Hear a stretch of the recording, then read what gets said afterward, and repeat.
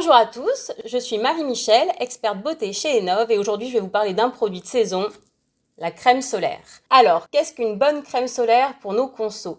Pour le savoir, on a interrogé 1500 personnes qui sont parties en vacances au soleil. Le premier point à retenir, il est assez évident finalement, mais pas pour autant moins intéressant, c'est que les personnes les plus averties face au soleil, ce sont les personnes les plus fragiles, à savoir les peaux les plus claires et les personnes ayant des enfants, notamment en bas âge. Et donc pour eux, qu'est-ce qu'une bonne crème solaire? Alors forcément, il va y avoir des attentes sur la sensorialité du produit. On va avoir pas de parfum pour certains, un parfum de vacances pour d'autres, une texture qui va s'appliquer facilement et qui va s'absorber rapidement et surtout qui va pas laisser de traces blanches, ça c'est l'enfer pour les consos, une texture qui ne va pas coller et surtout pas au sable et aussi un contenant qui va être pratique et ludique, la palme va aux brumes et au spray notamment quand on a des enfants. Et c'est aussi et surtout bien évidemment l'efficacité que l'on attend et là on va le voir, on a des consos qui ont quand même quelques méconnaissances sur le sujet. Ils souhaitent bien évidemment un indice SPF adapté à la carnation de leur peau. D'ailleurs, cette année, la grande tendance est au SPF 50 et c'est parfait, continuons comme ça. Et d'ailleurs, sur ce point, tous s'accordent pour dire que les peaux les plus mates ou celles qui bronzent facilement ont besoin d'un indice SPF moins élevé que les peaux claires. Par contre, attention, idée reçue, en fait, quand l'index UV est élevé, il est vraiment fortement recommandé de mettre de l'indice 50, quel que soit son phototype.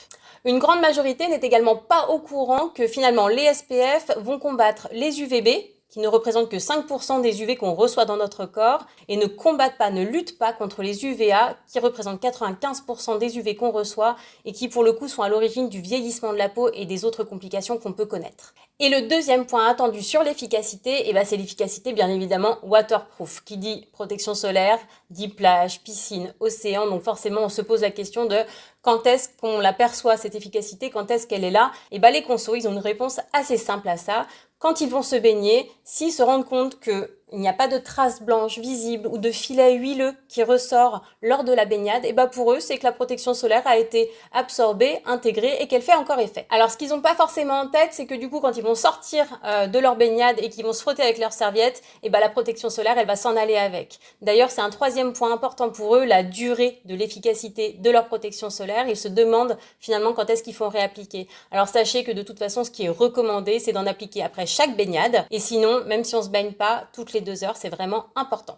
Et bien que les consos ils soient de plus en plus en recherche de formules respectueuses de l'environnement, ils n'ont pas forcément en tête les vrais impacts sur la planète et sur les fonds marins. En fait, quand on se baigne, les protections solaires qu'on va s'appliquer sur le corps vont se retrouver finalement dans l'eau. Et les filtres vont continuer à faire effet, non plus pour nous, mais pour l'écosystème marin cette fois-ci. Et cet écosystème marin, lui, en fait, il a besoin, contrairement à nous, de ces UV pour être en bonne santé. C'est la raison pour laquelle on assiste depuis quelques années à l'apparition de la Blue Beauty avec de nombreuses marques qui proposent des alternatives ocean friendly. Et justement, la Blue Beauty pour les consos, qu'est-ce que ça veut dire? Finalement, pas grand-chose. Il n'y a que 9 personnes sur les 1500 qu'on a interrogées qui ont été capables de nous dire « je connais le terme et je donne la bonne définition ». Et au final, qu'est-ce que ça veut dire tout ça? Ça veut dire qu'il y a quand même pas mal de chemin à faire sur l'éducation des consommateurs, notamment face à un produit aussi capital pour la santé et pour l'environnement. Les marques ont vraiment un rôle à jouer, notamment dans la formulation de leurs produits bien évidemment, mais aussi dans l'accompagnement des consos.